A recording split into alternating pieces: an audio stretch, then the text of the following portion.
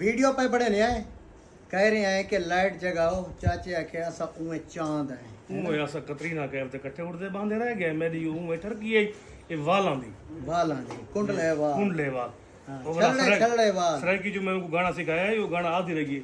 छल्ले छल्ले वाल मुंड रख दे काली शाल सारे को काली शाल तो कोई नहीं बस वाला नाल प्यार करने रह गए ये रत्ता रुमाल है आए समेत चाबियां समेत शहबाज भाई तेरी जिंदगी दिखा रहे हो तो रिश्ता ने भी